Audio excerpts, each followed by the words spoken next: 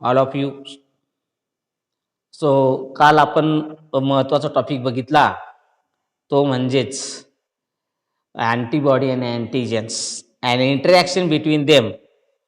What is mean by antibody? What is mean by antibody and antigen reactions किंवा complexes हे आपण त्याच्यामध्ये अभ्यास केलेला होता. त्याच्यानंतर सेकंड पॉइंट आपण अभ्यासला तो म्हणजे blood group. So how many blood groups in human beings? They are including in our different categories A, B, AB and O. There are mainly 4 kinds of the blood groups in humans. हे आपण study केलेलं होतं. त्याच्यानंतर AB blood group system काय आहे त्या संदर्भात चर्चा केली होती. त्याच्यानंतर एक चार्ट बघितला होता. त्या चार्टमध्ये blood group, जिनोटाइप्स, antigen, surface of RBCs बघितल्या. त्याच्यानंतर अँटीबॉडी सिरम बघितलं. त्याच्यानंतर डोनेटेड ब्लड ग्रुप कोणता असतो आणि रिसिव्हिंग कोणता असतो या पद्धतीने बघितलेलं होतं. आज त्याच्यामध्येच पुढचा टॉपिक आपल्याला बघायचा आहे. तो टॉपिक म्हणजेच महत्वाचा टॉपिक आहे. त्या टॉपिकचं नाव आहे काय? Common human diseases. लक्षात ठेवा, कॉमन ह्युमन डिसीजेस. आता हा जो कॉमन ह्युमन डिसीजेस जो आहे हा टॉपिक आपल्याला काय करायचा आहे? चालू करायचा आहे. एक मिनिट. कॉमन ह्युमन डिसीजेस हा टॉपिक आपल्याला याच्यामध्ये बघायचा आहे. इथं तुमच्या PDF मध्ये बघा कॉमन ह्युमन डिसीजेस. तो व्हॉट इज बाय डिसीज हे आपण कन्सेप्ट शिकलेलो आहे. कॉमन ह्युमन डिसीजेस म्हणजेच काय? कॉमन म्हणजे काय? सर्व मानवाला जो डिसीज जो आपल्याला बघायला मिळतो तो म्हणजेच काय? Common human diseases. म्हणजे तो एकाच व्यक्तीला होऊ शकतो असं नाही, कोणाला पण होऊ शकतो असा जो डिसीज असते त्या डिसीज संदर्भात आपल्याला बघायला मिळतं. सर्वसाधारण लोकांमध्ये कोणकोणते डिसीज क्रिएट झालेले जास्त बघायला मिळतात तर त्या संदर्भात आपल्याला चर्चा करायची आहे.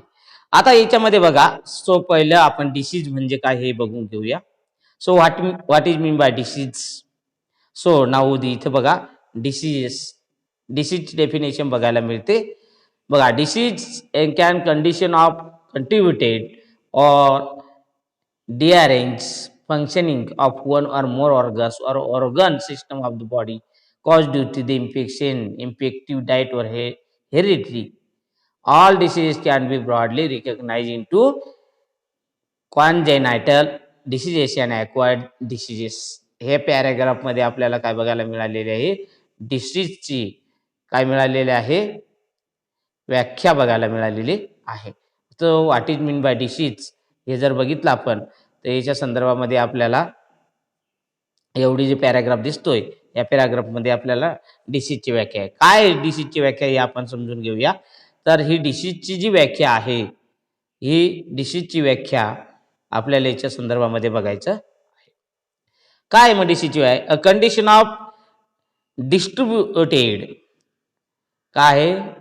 डिस्टर्बड किंवा डिस्टर्बड और damaged functioning of one or more organs or organ system in the body caused due to infections, defective diets or heredity.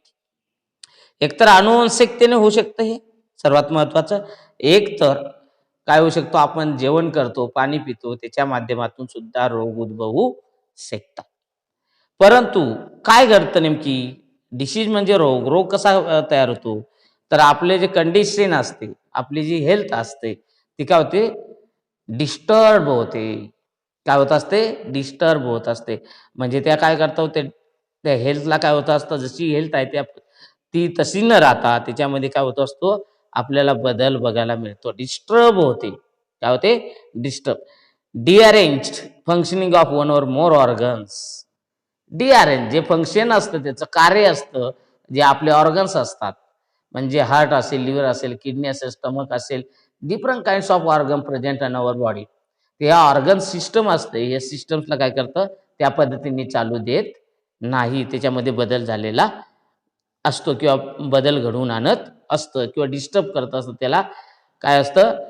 जी चालते त्या पद्धतीने चालू न देत त्याला काहीतरी अडथळे आणत असणं ह्या सिस्टम असे कंडिशन क्रिएट झालं त्याला काय म्हटलं जातं मग डिसीज असं म्हटलं जातं. हे सर्वांना लक्षात आलेलं असेल. आता याच्यामध्ये 2 प्रकारचे डिसीज मी तुम्हाला सांगितलेले आहेत. 2 प्रकारचे डिसीज कोणकोणते आहेत बघा. एक जो आहे कॉन्जेन्शियल डिसीज आणि दुसरा जो आहे तो ॲक्वायर्ड डिसीज आहे. दिसतंय बाण दाखवले त्या ठिकाणी तुम्हाला लक्षात येतं. कॉन्जेंटाईल कॉन्जेनिटल डिसीज आणि ॲक्वायर्ड डिसीज हे 2 प्रकार आपल्याला याच्यामध्ये बघायला मिळत असतात. त्याच्यामध्ये आपण कॉन्जेनिटल डिसीज काय आहे या संदर्भात आपण थोडक्यात चर्चा करूया. Now the disease present in birth from birth may be the cause by the genetic abnormality और मेटाबॉलिक डिसऑर्डर्स. आता हा जो डिसीज आहे सर्वात महत्वाचं बर्थ. केव्हा बर्थ? प्रेझेंट फ्रॉम म्हणजे जन्मापासून हा रोग आपल्याला बघायला मिळतो. म्हणून त्याला काय म्हटलं जातं कॉन्जेनिटल डिसीजेस असं म्हटलं जातं. हा जन्मापासून सुरुवातीपासून जन्माला आल्यापासून रोग हा तयार झालेला असतो. त्याला म्हटलं जातं कॉन्जेनिटल डिसीज असं म्हटलं जातं. इथपर्यंत लक्षात आलं असेल. आता दुसरा जो याच्यामध्ये प्रकार आहे some inborn disease can be cured through genes. हे जेनेटिकली डिसीज आहे. मेटाबॉलिक डिसऑर्डर्स आपण याच्यामध्ये किंवा जेनेटिक अबनॉर्मॅलिटी असते म्हणजे जनुकीय काही बदल घडून येतात किंवा मेटाबॉलिक चयापचय क्रियामध्ये काही बदल घडून येताना दिसत असतात याच्यामध्ये. त्याच्यामध्ये मग काय असतं आपल्याला इनबॉर्न डिसीज कशी काय आपण शोधू ठेवतो, क्युअर कसं करू शकतो किंवा त्याची काळजी कशी घेऊ शकतो. त्याच्या जीन थेरपी म्हणून असते. त्याच्यानंतर एन्झाइम रिप्लेसमेंट थेरपी असते. एन्झाइम रिप्लेस केला जातो. ह्या अशा पद्धतीने काय करू शकतो त्याला कंट्रोलमध्ये आणू शकतो. चला तर दुसरा जो आहे तो कोणता आहे ॲक्वायर्ड डिसीज. दिसतो इथं हा काय आहे ॲक्वायर्ड डिसीज. आता ॲक्वायर्ड डिसीज जर बघितला आपण याच्यामधून हा ॲक्वायर्ड डिसीज काय आहे प्रकार ते आपण बघून घेऊया. तर ॲक्वायर्ड डिसीज जो आहे तर ह्या ॲक्वायर्ड डिसीज मध्ये काय होतं सो डेव्हलप पोस्ट बर्थ. पहिलं काय जन्मापासून होतं. कोणतं होतं कॉन्जेनिटल डिसीज. काय कॉन्जेनिटल डिसीज जो होता तो कसा होता जन्मापासून होता. परंतु ॲक्वायर्ड डिसीज जो आहे तो केव्हापासून आहे आफ्टर बर्थ म्हणजे develop post birth and may be the communicable disease और नॉन कम्युनिकेबल डिसीज. याच्यामध्ये 2 प्रकारचे डिसीज असतात. So what mean by communicable disease and दुसरा जो आहे तो नॉन कम्युनिकेबल डिसीज. दिसतं इथं हा जो आहे कम्युनिकेबल आणि दुसरा जो आहे नॉन कम्युनिकेबल डिसीज आपल्याला बघायला मिळत असतात. आता कम्युनिकेबल डिसीज आणि नॉन कम्युनिकेबल डिसीज या दोघांमधला फरक काय. नॉन कम्युनिकेबल डिसीज म्हणजे काय तर तो कॉन्टॅक्ट केल्यानंतर किंवा त्याच्या संपर्कात आल्यानंतर आपल्याला होऊ शकत नाही. परंतु कम्युनिकेबल डिसीज म्हणजे काय तर कॉन्टॅक्टमध्ये आल्यानंतर आपल्याला त्याचं इन्फेक्शन घडू शकतो. आता कम्युनिकेबल डिसीज किंवा इन्फेक्शियस डिसीज असतात. So transmitted from the infected person to another healthy person either directly or indirectly. Directly किंवा इनडायरेक्टली आजारी माणसाच्या संपर्कात आला तर त्याला तो रोग क्रिएट होऊ शकतो किंवा डिसीज क्रिएट होऊ शकतो. एक्झाम्पल जर बघितलं आपण तर मलेरिया इट कॉज पॅथोजन्स मार्फत होत असतो. आलं लक्षात. दुसरा जो आहे हा कोणता झाला मग कम्युनिकेबल डिसीज. दुसरा आहे नॉन कम्युनिकेबल डिसीज. लक्षात आलं असेल तुम्हाला. पहिला मी तुम्हाला व्याख्या जी सांगितली किंवा त्याची कन्सेप्ट जी सांगितली ती कोणती सांगितली कम्युनिकेबल डिसीज. आता आपल्याला बघायचं आहे non communicable disease. So now cannot be transmitted from infected person to the another healthy ones. म्हणजेच काय याच्यामध्ये काय होऊ शकत नाही तर इन्फेक्टेड एखादा पर्सन असेल त्याच्या संपर्कात आले तुम्ही त्याच्या जवळ गेले तरी पण तुम्हाला त्याच्या संदर्भापासून एखादा डिसीज घडून येऊ शकत नाही किंवा डिसीज क्रिएट होऊ शकत नाही. मग असे कोणकोणते डिसीज आहेत फॉर एक्झाम्पल जर बघितले आपण तुमच्या इथे स्क्रीनवरती दिसत आहेत कॅन्सर. दिसतोय हा कॅन्सर सारखे जे डिसीज आहेत हे त्या कॅन्सर झालेल्या माणसाच्या संपर्कात जर तुम्ही गेले तरी पण तुम्हाला संपर्क होऊ शकत जो रोगाने पीडित आहे तो व्यक्ती त्यासारखा रोग आपल्याला होताना दिसत नाही. हे लक्षात असू द्यायचं आहे. त्याच्यानंतर पुढे जो आपण बघितलं communicable disease are cause by the pathogen like viruses bacteria fungi helminths आणि वॉर्म्स. आणि कम्युनिकेबल जे डिसीज आहे कोणकोणते आहेत मग इथे दाखवल्याप्रमाणे बघा, दिसत आहे कोणते डिसीज आहेत कम्युनिकेबल डिसीज. कम्युनिकेबल डिसीज जे आहेत ते कोणते आहेत? व्हायरस, पॅथोजन्स, बॅक्टेरिया, फंजा आणि हेल्मिन्थ्स. म्हणजे काय? व्हायरसेस म्हणजे काय? विषाणू. बॅक्टेरिया म्हणजे जीवाणू. फंजाय म्हणजे बुरशी. हेल्मिन्थ्स म्हणजे पर्टिक्युलर स्मॉल किडे जे पोटामध्ये असतात. त्या पद्धतीचे डिसीज जे आहे ते कम्युनिकेबल डिसीज मध्ये आपल्याला बघायला मिळत असतात. आणि त्याच ऑर्गॅनिझम्सला काय म्हटलं जातं मग? पॅथोजेन्स असं म्हटलं जातं. लक्षात ठेवायचंय. काय म्हटलं जातं? पॅथोजेन्स. दिसतंय हा? पॅथोजन म्हणजे काय? की ह्या बॅक्टेरिया असेल, व्हायरस असेल, फंजा असेल, हेल्मिन्थ असेल, पर्टिक्युलर वर्म्स असतील, हे जे डिसीज क्रिएट करतात त्याच्यापासून डिसीज म्हणजे रोग तयार होतो. म्हणून त्यांना काय म्हटलं जातं मग? पॅथोजन असं म्हटलं जातं. हे लक्षात ठेवायचं आहे. आता याच्यामध्ये आपण बघितला पॅथोजन म्हणजे काय. दुसरं काय आहे मग? पॅथोजन ही कन्सेप्ट तुम्हाला लक्षात आलेली असेल, बरोबर? काय आहे? पॅथोजन ही कन्सेप्ट लक्षात आलेली आहे. चला पुढची कन्सेप्ट आपल्याला बघायची याच्यामध्ये, ती म्हणजेच vector. What is mean by vector? हे एक टर्म्स आहेत डिसीज मधले. व्हेक्टर म्हणजे काय? पुढचा आहे पॅरासाइट म्हणजे काय. या दोन गोष्टी आपल्याला फार महत्वाच्या आहेत. आता व्हेक्टर म्हणजे काय? तर vector organisms use as a carrier by many pathogen. Vector are generally parasite. Vector काय असतो? जनरली पॅरासाइट असतो.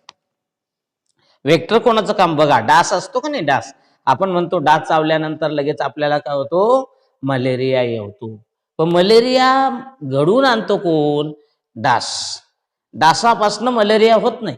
डास जो विषाणू घेऊन किंवा विषाणू घेऊन फिरतो, बॅक्टेरिया घेऊन फिरतो, त्याच्यामुळे काय होत असतं? एखादा पर्टिक्युलर आजार निर्माण होत असतो. किंवा माशी बघा, फ्लाय, घरमाशी असते आपल्याकडे बघा, छोटी छोटी. ते 15 प्रकारचे रोग डिस्पर्स करत असते किंवा स्प्रेडिंग करत असते, पसरवत असते. तर त्याच्या माध्यमातून का त्याच्या पायांना, पंखांना कुठेतरी बसतात, घाणीमध्ये ते बॅक्टेरिया, व्हायरसेस त्याला चिपकतात, आपल्या अन्नावरती येऊन बसला ते स्प्रेड करतात. म्हणजे इथं कारणीभूत कोण आहे स्प्रेड करायला? तर कोण आहे? मॉस्किटो. आणि मॉस्किटोलाच काय म्हटलं जातं मग? व्हेक्टर्स. म्हणजे मध्यस्थी असणारा जो आहे त्याला काय म्हटलं जातं? व्हेक्टर्स. आणि तो कसा असा जनरली पॅरासाइट असतो. So what you mean by parasites? आता पॅरासाइट असतो म्हणजे काय हे आपण कन्सेप्ट खाली पॅरासाइटची डेफिनेशन मध्ये बघणार आहोत. पॅरासाइट म्हणजे काय? Organism that live in or on the body other another organism derive a nutrition from that host organism. म्हणजे तो स्वतःचं अन्न स्वतः बनवू शकत नाही, स्वतः तयार करू शकत नाही, तर तो कोणाच्या दुसऱ्याच्या शरीरात जाणार, तिथला तो त्याचं अन्न आहे, त्याचं रक्ता स्वरूपात असेल किंवा अन्न स्वरूपात असेल, त्याला ओढून घेणार आणि न्यूट्रिएंट स्वरूपात असेल ते खाऊन घेणार. मग त्याला काय म्हटलं जातं? पॅरासाइट. दुसरा लिव्हिंग ऑर्गॅनिझम असेल त्याच्या शरीरात राहणं, त्याच्यावर अवलंबून राहणं, म्हणजे त्यालाच काय म्हटलं जातं? पॅरासाइट. Are you getting? तर हे तुम्हाला लक्षात आलं असेल. तर आपल्याला लक्षात आलं असेल काय सर्वात महत्वाची गोष्ट काय? पॅथोजन म्हणजे काय? पॅथोजन म्हणजे जे रोग ऍक्च्युली ज्या जीवाणूंनी, विषाणूंनी रोग तयार होतो ते म्हणजे पॅथोजन. मग कोणकोणते असू शकतात? व्हायरस, बॅक्टेरिया, फंजा, आणि दुसरं काय आहे? वर्म्स. लाईक एकदम छोटे छोटे वर्म्स, याच्यामुळे रोग तयार होतो. लक्षात ठेवा, त्याला म्हणतात पॅथोजन्स. दुसरी कन्सेप्ट काय बघितली आपण? व्हेक्टर. आता व्हेक्टर काय आहे हे तुम्हाला सांगितलं मी. आता जी पॅथोजन म्हणजे पॅरासाइट, आता हे जे पॅरासाइट आहेत दुसऱ्यावर अवलंबून असतात. म्हणजेच काय? तर बॅक्टेरियाला घेऊन जाणं, दुसऱ्याच्या शरीरात सोडणं, तिथल्या बॅक्टेरियाला उचलणं, तिसऱ्याच्या शरीरात सोडणं, असं काम कोण करतं? जो काही ऑर्गॅनिझम्स करत असतं त्याला काय म्हटलं जातं मग? व्हेक्टर असं म्हटलं जातं. Are you getting? ओके. तर ठीक आहे. नेक्स्ट जो आहे तो तिसरा प्रकार बघितला आपण, पॅरासाइट. आता पॅरासाइट म्हणजे काय? It depends on any other organisms. तो त्याचा अन्नासाठी, कोणत्याही कामासाठी त्याला दुसऱ्या ऑर्गॅनिझमची गरज पडत असते. मग आता आपल्या शरीरावरती बघा, काही काही मुलांच्या, मुलींच्या केसांमध्ये काय असतात? लाईस असते. ऊ माहिती आहे तुम्हाला, बरोबर की नाही? ती ऊ म्हणजे काय? पॅरासाइट आहे. ती आपल्या शरीरावरती बसते रक्त ओढून घेते आणि त्याची उपजीविका करते, त्याला म्हणतात पॅरासाइट. पण ती एक्टो पॅरासाइट आपल्या शरीराच्या बाहेर असते, काही आतमध्ये असतात आपल्या शरीराच्या आतमध्ये. फॉर एक्झाम्पल तुम्ही काय बघितलं, ऍस्कॅरिस. ऍस्कॅरिस म्हणजे काय, जंत आपल्या भाषेत म्हणतो आपण, बरोबर ना. ते पोटामध्ये असतात.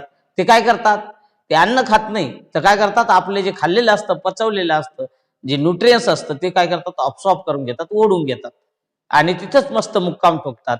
म्हणून त्याला काय म्हणतो, पॅरासाइट. ते आपल्या शरीरामध्ये राहतात म्हणून त्याला पॅरासाइट म्हणतो, म्हणून त्याला एंडो पॅरासाइट असं म्हटलं जातं. Are you getting? या दोन गोष्टी आपल्याला याच्यामध्ये लक्षात आलेले असतीलच. चला, तर आपल्याला एक एक डिसीज आपल्याला बघायचे. डिसीज संदर्भात सगळ्यांना कन्सेप्ट कळालेली असेल तर आपण पुढे जाणार आहोत. पुढचा जो डिसीज आहे तो अतिमहत्वाचा डिसीज आहे. त्या डिसीजचं नाव आहे मलेरिया. काय, कोणता डिसीज आहे, तर मलेरिया डिसीज आहे. लक्षात ठेवा, हा मलेरिया डिसीज जो आहे हा तुम्हाला सर्वांना परिचित आहे. कशामुळे होत आहे, तर सर्वात महत्वाचा जो आहे याच्यामध्ये प्लाझ्मोडियम व्हायवेक्स नावाचा जो काय विषाणू जो आहे त्याच्या माध्यमातून आपल्याला बघायला मिळत आहे. परंतु वेगवेगळ्या प्रकारचे आपल्याला विषाणू याच्यामध्ये स्पेसिस त्याचे बघायला मिळतात. लक्षात ठेवा, वेगवेगळ्या प्रकारचे काय असतात, पेशीज बघायला मिळत आहेत.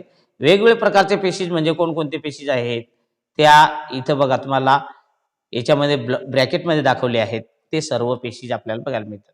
मग कोणते पेशीज आहे बघा, 4 काइंड्स ऑफ पेशी. प्लाझ्मोडियम व्हायवेक्स, पी फॉर प्लाझ्मोडियम, पुढे नाव आहे व्हायवेक्स, त्याचं नाव आहे. दुसरा आहे प्लाझ्मोडियम वोल्स, तिसरा आहे प्लाझ्मोडियम मलेरी आणि तिसरा आहे प्लाझ्मोडियम फॅलेसिफेरम.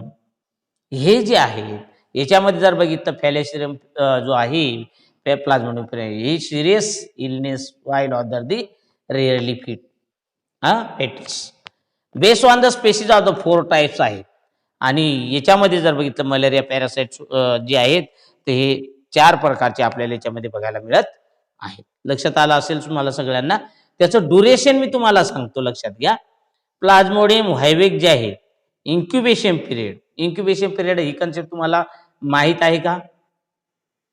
हा, आपल्याकडं बघा कोंबडी असते, अंडे देत असते आणि कोंबडी अंड्यांवरती बसते, त्याच्यानंतर पिल्लं निघतात नाही का. पण त्या अंड्यावर जे बसून राहते ना, जेवढा जो कालावधी असतो त्याला काय म्हटलं जातं, इन्क्युबेशन, उबवण्याची क्रिया, बरोबर की नाही, त्याला इन्क्युबेशन पिरियड म्हटलं जातं. तर याचं इन्क्युबेशन पिरियड किती आहे, कोणाचं किती आहे, हे थोडक्यात समजून घेणं फार गरजेचं आहे. आणि पॅटर्न ऑफ हाय फिवर, आणि कशा पद्धतीचा ताप तयार करतो तो, किंवा फिवर तापमान वाढवत असतो, हे पण समजून घेणं गरजेचं आहे. तर पहिलं बघूया प्लाझ्मोडियम व्हायवेक्स. तुम्हाला दिसत असेल इथे, हा जो आहे हा काय आहे, प्लाझ्मोडियम व्हायवेक्स. हा 14 दिवसासाठी असतं इन्क्युबेशन पिरियड. लिहून घेतलं तरी चालेल, वही ठेवा जवळ, लिहून घेत चला. किती दिवस, 14 दिवस त्याचं इन्क्युबेशन पिरियड आहे. आणि हाय फिवर आफ्टर 48 आवर इंटरव्हल, 48 तासांनी त्याला काय होत असतो, भरपूर प्रकारचा ताप येत असतो त्या व्यक्तीला, त्याच्या शरीरात घुसला हा प्लाझ्मोडियम व्हायवेक्स मलेरिया, तर अशा पद्धतीचं त्याला लक्षणे दिसायला लागत असतात.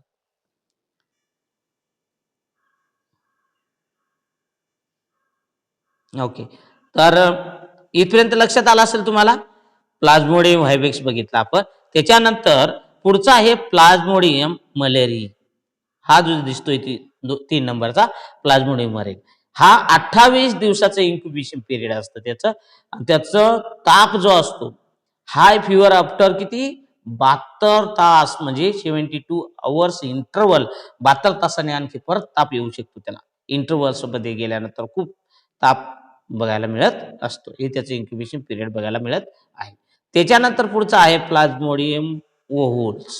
हा प्लाझ्मोडियम ओव्हुल्स आहे 17 डेज, 14 दिवस, आणि त्याचं 48 आवर्स इंटरव्हल हाय फिवर आहे आपल्याला बघायला मिळतं. आणि चौथा जो आहे तो आहे कोणता आहे, प्लाझ्मोडियम फाल्सिपेरियम. हा जो आहे 12 दिवस, ओनली 12 दिवस, 15 दिवसाचा इन्क्युबेशन पिरियड आहे. आणि त्याचा high fever and irregular interval period आहे, म्हणजे त्याचा रेग्युलर नाही, केव्हा आपण ताप येते केव्हा आपण जाऊ शकतो, म्हणजे त्याचं जवळपास 22 ते 48 तास याचा इंटरव्हल पिरियड आपल्याला बघायला मिळत आहे. इथपर्यंत लक्षात आलेलं असेल. आता आपल्याला पुढचं महत्वाचं याचा टॉपिक बघायचा आहे मलेरियाचा. तो म्हणजेच काय, तर याचं काय सायन्स अँड सिम्पटॉम्स. काय साइन अँड सिम्पटॉम्स. सिम्पटॉम्स म्हणजे काय, त्याचे लक्षणे मलेरियाचे. आता मलेरियाचे लक्षणे कशी आहेत या संदर्भात आपल्याला थोडंसं समजून घेणं गरजेचं आहे. आता सिम्पटॉम्स काय आहे, तर याच्यामध्ये लक्षात घ्या, फिवर येतो. त्याला काय येतो, फिवर. फिवर म्हणजे काय, ताप. हेडॅक. हेडॅक म्हणजे काय, लिहून घ्या. हेडॅक म्हणजे काय, फिवर म्हणजे काय, इथं बघा दिसतंय फिवर. दुसरा हेडॅक. हेडॅक म्हणजे डोकं दुखणे. चिल. चिल म्हणजे काय, अंग दुखणे. May be the difficult organise malaria. मलेरियाचे हातपाय दुखणे, बरोबर, सांधे दुखणे, चिल, डोकं दुखणे, ताप येणे, हे त्याचे लक्षण आपल्याला पहिला लक्षण दिसायला लागतं. फार लक्षात ठेवायचं आहे. दुसरा आहे क्लासिकल सिम्पटॉम्स. काय आहेत त्याचे क्लासिकल सिम्पटॉम्स जर बघितले आपण दुसरा, तर मलेरियाचं काय आहे, cyclic occurrence of high fever follow by sweating and sudden shivering. थंडी वाजून येणं. स्वेरिंग करणं म्हणजे काय, लक्षात घ्या, सडन स्वेरिंग म्हणजे अचानक थंडी वाजून येणं. स्वेटिंग. स्वेटिंग म्हणजे घाम येणं पटापट. कधी घाम येतं पटापट किंवा थंडी वाजून येते, बरोबर. तर ह्या अशा पद्धतीचं लक्षण नंबरचं आपल्याला बघायला मिळते. लिहून घ्या बरं का, लक्षात ठेवा. तिसरा जो आपल्याला आहे तो म्हणजे वॉमिटिंग. वॉमिटिंग म्हणजे काय, उलटी होणे. आणि कॉन्व्होल्युशन्स. याच्यामध्ये वॉमिटिंग, मळमळ करणे, उलटी होणे आणि मळमळ करणे, हे आपल्याला याच्यामधून बघायला मिळत असतं. पुढचा जो पार्ट आहे, पुढचा जो आहे पॉइंट जो आहे तो काय आहे, मग बघा काय आहे, तर आर्थरेजिया, जॉईंट पेन्स, हातपाय दुखणं. ओके, डबल सांगतो, ठीक आहे, डबल सांगतो. बघा परत सिम्पटॉम्स मी परत एकदा रिपीट करतो, लक्षात घ्या. इथे काय सांगतोय बघा, पहिला सिम्पटॉम्स काय सांगितलं मी तुम्हाला, तर फिवर. फिवर म्हणजे काय, ताप येणं. हेडेॅक. हेडेॅक म्हणजे काय, डोकं दुखणं. चिल. चिल म्हणजे काय, आपल्याला काय होणं, पूर्ण अंग जर्जर करणं, पूर्ण काय होत असतं, दुखायला लागतं. हे झाला पहिला पार्ट कसला, किंवा पहिला सिम्पटॉम्स कसला, मलेरियाचा, लक्षात ठेवा. दुसरा जो सिम्पटॉम्स आहे लक्षात घ्या, हा काय आहे मग, सुनाऊ वॉमिटिंग अँड कन्व्होल्युशन्स. इथे दिसतो वॉमिटिंग अँड कन्व्होल्युशन्स म्हणजे काय, वॉमिटिंग म्हणजे उलटी होणे. त्याच्यानंतर दुसरं काय होतं, तर मळमळ होणे म्हणजे काय आहे, कन्व्होल्युशन्स. लक्षात आलं. त्याच्यानंतर इथे बघा क्लासिकल सिम्पटॉम्स दाखवलेले आहेत. हाय फिवर, भरपूर मोठ्या प्रमाणामध्ये ताप येणं, स्वेटिंग होणं आणि सडन स्वेअरिंग, अचानक थंडी वाजून येणं. लक्षात आलं. हे पण आपल्याला याच्यामध्ये बघायला मिळत असतं. पुढचं सिम्पटॉम्स बघायचा आपल्याला, तो सिम्पटॉम्स काय आहे बघूया. हा पुढचा सिम्पटॉम्स आहे आर्थेगिया, जॉईंट पेन, हातपायाचे सांधे दुखणं. हातपायाचे सांधे असतात, जॉईंट पेन्स, जॉईंट असतात ना, ते दुखायला लागतात. Anaemia due to the rupturing of RBCs. RBCs काय होतात, रप्चर होऊन जातात. त्याच्यानंतर हे लिव्हर इनलार्ज होतो. पुढचा बघा काय, हिमोग्लोबिनिया, हिमोग्लोबिनुरिया किंवा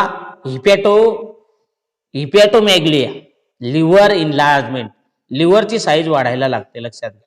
हा जो लिव्हर आहे याची साईज इनलार्जमेंट, मोठं व्हायला लागतो. सूज येते त्याला आपण म्हणू शकतो. लक्षात आलं, लिव्हरला सूज येणं, हे मलेरियाचं लक्षण आपल्याला बघायला मिळतं. पुढचं लक्षण जो आहे रेनायटल डॅमेज. बघा काय आहे, रेनायटल डॅमेज म्हणजे डोळा. सेरेब्रल मलेरिया ब्रेन इन्फेक्शन असतं, बरोबर. दोन प्रकारचे असतात, सेरेब्रल आणि रेनायटल. डोळ्यांमध्ये सुद्धा इन्फेक्शन दिसायला लागतं.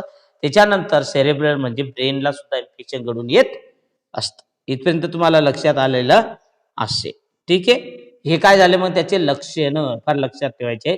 आणि तुम्हाला मी जे सांगितलं ते खाली तुम्हाला चार्ट मध्ये दिले गेलेलं आहे, दिसतंय इथं. हा जो पूर्ण चार्ट दिसतोय, हा चार्ट काय आहे, अभ्यासाचा इन्क्युबेशन पिरियड किती आहे, पॅटर्न ऑफ हाय फिवर, त्याच्यानंतर इन्क्युबेशन पिरियड दिसतंय इथं सगळ्यांना.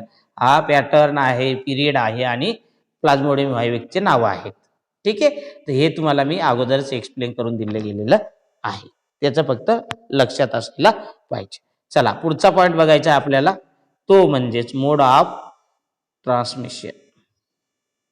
फार महत्वाचा टॉपिक आहे, मोड ऑफ ट्रान्समिशन. तो आता मलेरिया कसा पसरवला जातो, डायग्राम बघा. दिसतंय?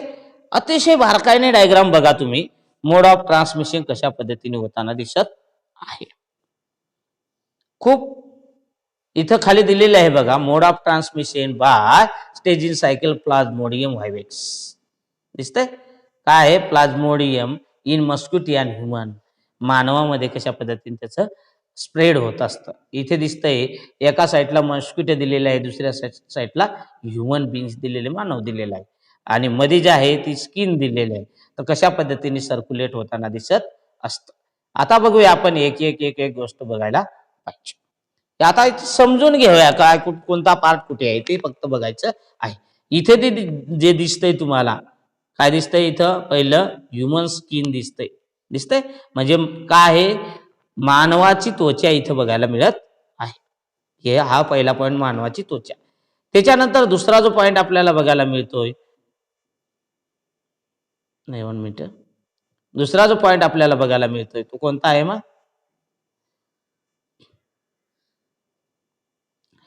हेपॅटिक सेल्स. हे हेपॅटिक सेल्स काय आहेत? इथे दिसतंय हेपॅटिक सेल्स. आता हेपॅटिक सेल्स काय आहेत?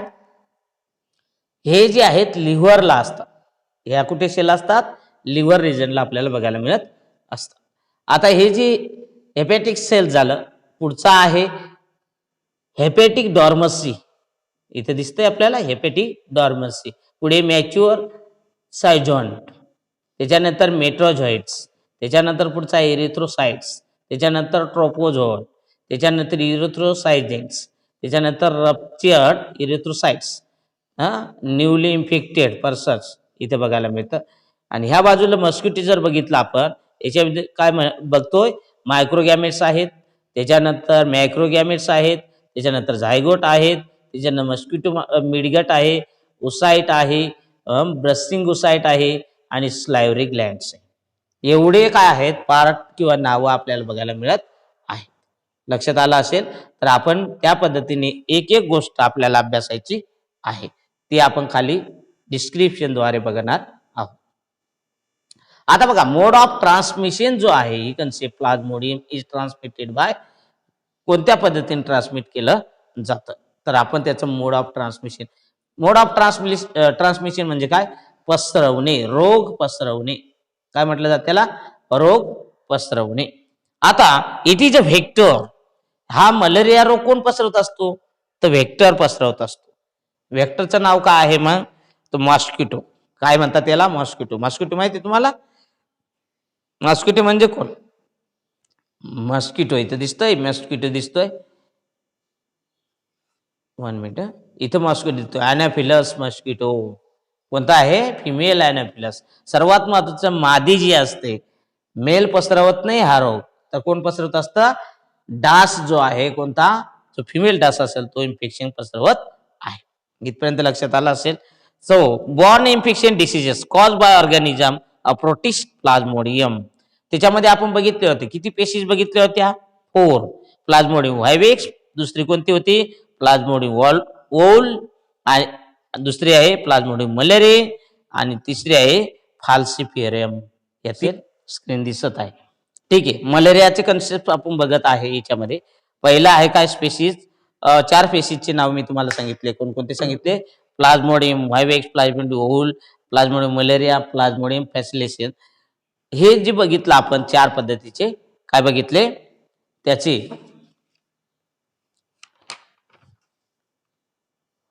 एक मिनिट. इन्फेक्टेड करणारे जे घटक आहेत ते याच्यामध्ये बघितलं. Plasmodium is the transmitted through the female anopheles mosquito. सर्वात महत्वाचं सांगितलं मी तुम्हाला. काय आहे? फिमेल जो अनाफिलस जो मस्किटो आहे हा स्प्रेड करत असतो. आपल्याला रोग जो ट्रान्सफर करण्याचं काम करून करत असतं, तर जे डास असतात, परंतु फिमेल डास जे असतात ते करत असतात. दुसरा बघितला आपण, transfer of sporozoite by infected females anopheles to human blood. सर्वात महत्वाचं कुठे असतं? ह्युमन ब्लड मध्ये असतं. त्याच्यानंतर sporozoites produce asexual by fusions produce merozoite in the liver cell and erythrocytes. आता बघा इथे दिसतंय, तुम्हाला सांगितलं होतं ना मी, काही सेल लिव्हर्स मध्ये इरेथ्रोसाइट, हेपॅटिक सेल्स, या सेल्स आपल्याला याच्यामध्ये बघायला मिळतात. इथे ही क्रिया बघायला मिळत आहे. पुढे जाऊया.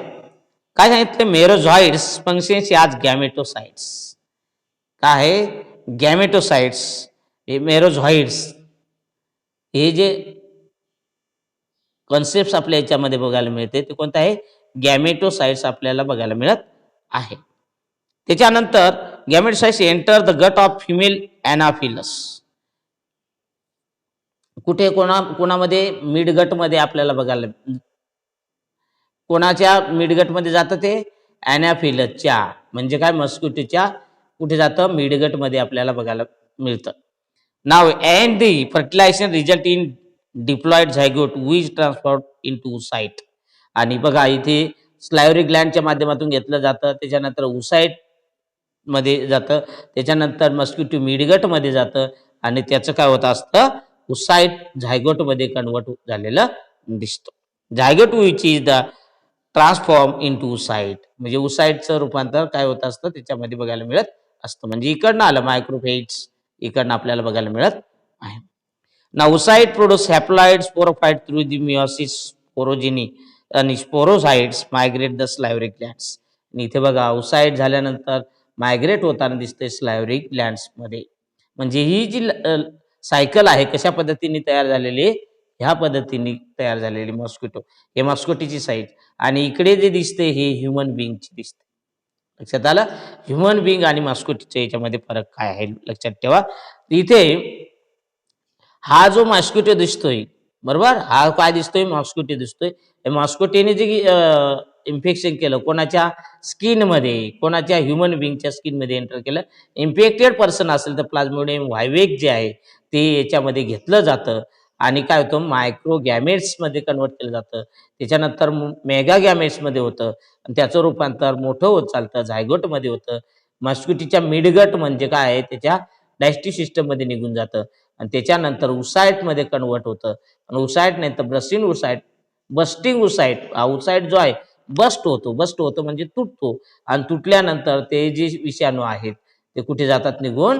तर स्लायव्हरी ग्लँड्स मध्ये आपल्याला बघायला मिळतात. कुठे जातात? स्लायव्हरी ग्लँड्स मध्ये. आणि स्लायव्हरी ग्लँड्स ला गेल्यानंतर मॉस्किटो परत आला इथे, तो काय करतो? आपल्याला चावा घेतो आणि चावा घेतल्यानंतर काय होत असतो? त्या स्किनच्या माध्यमातून जे काही विषाणू आहेत ते हेपॅटिक सेल्स मध्ये निघून जातात आणि हेपॅटिक सेल्स मध्ये निघून गेल्यानंतर त्याचं कन्व्हर्जन होतो, हेपॅटिक डॉर्मन्सीला जातात, त्या सेलमध्ये सुप्त अवस्थेत बसून राहतात आणि त्याच्यानंतर मेरोझॉइड्स आणि झाल्यानंतर हे काय होत असतं? ती सेल आहे बस्ट होते. मॅच्युअर शोझाइड्स इथे काय होत असतात? त्याचे 1, 2, 2, 4 असे भरपूर तयार होतात आणि त्याच्यानंतर इरिथ्रोसाइट्सच्या माध्यमातून, ट्रोफोझोइडच्या माध्यमातून, इरिथ्रोसाइटच्या माध्यमातून इथे पण एक सायकल तयार होत असते. लक्षात आलं? इथे एक काय होत असते? सायकल बघायला मिळत आहे. आणि नाव इरिथ्रोसाइट्स झाल्यानंतर न्यूली इन्फेक्टेड पर्सनला काय परत काय केलं जातं? बाईट केलं जातं. तर लगेच त्याच्या माध्यमातून दुसरीकडे काय होत असतं? इन्फेक्शन घडून येत असतं. लक्षात? ही काय झाली त्याची लाईफ सायकल आपल्याला याच्यामध्ये बघायला मिळत आहे. आता डायग्नोसिस आणि ट्रीटमेंट फार महत्वाचे.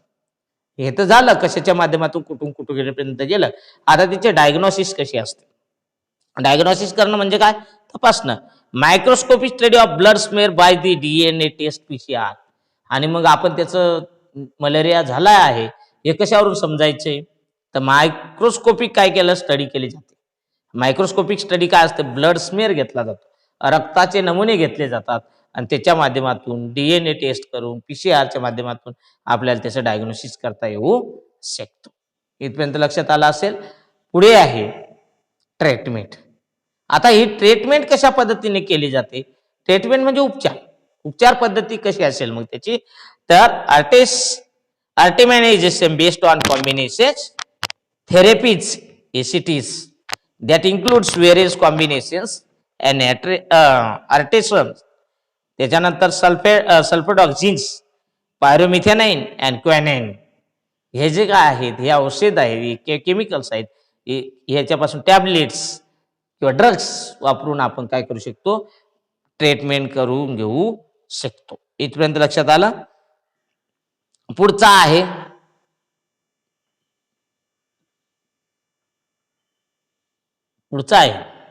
काय प्रिव्हेन्शन अँड कंट्रोल आहे बघा.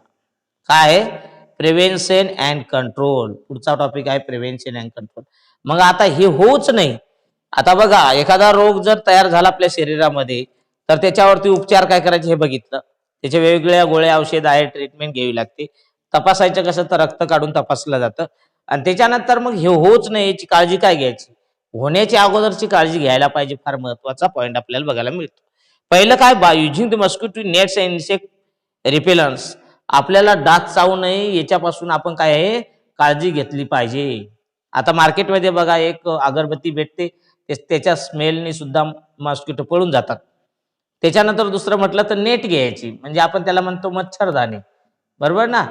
ती मच्छरदाणी घेतल्यावर सुद्धा त्याच्यापासून ते बायटिंग टाळू शकतो.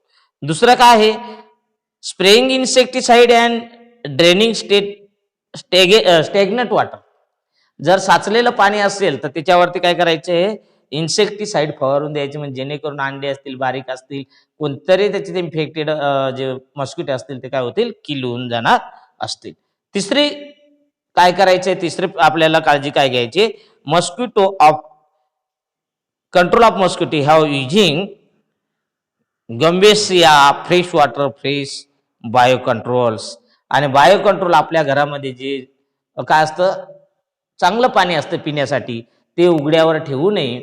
जर उघड्यावर जर ठेवलं तर त्याच्यामध्ये काय करतं ते अंडे देत असतं. कोण चांगल्याच पाण्यामध्ये मस्किटो अंडे देत असतं म्हणून ते उघड्यावर ठेवू नये. त्याला किंवा बायो कंट्रोल म्हणून आपण त्याच्यामध्ये फिडिंग करण्यासाठी काहीतरी सोडलं जातं आणि त्याच्यामुळे काय होऊ शकतात गप्पी मासे पाळा आणि हिवताप टाळा अशी एक म्हण होती किंवा एक स्लोगन बघा रुग्णालयामध्ये दाखवलेली होती. गप्पी मासे नाव आहे. गप्पी मासे जर सोडले तर त्या फ्रेश वॉटरमध्ये टाकीमध्ये काय होऊ शकतात ते मस्किटो काय करतात त्याचे अंडे खाऊन घेतात आणि त्याच्यापासून पैदावार होत नाही. तर अशा पद्धतीने आपण प्रिव्हेन्शन अँड कंट्रोल करू शकतो. इथपर्यंत सर्वांच्या लक्षात आलेलं असेलच.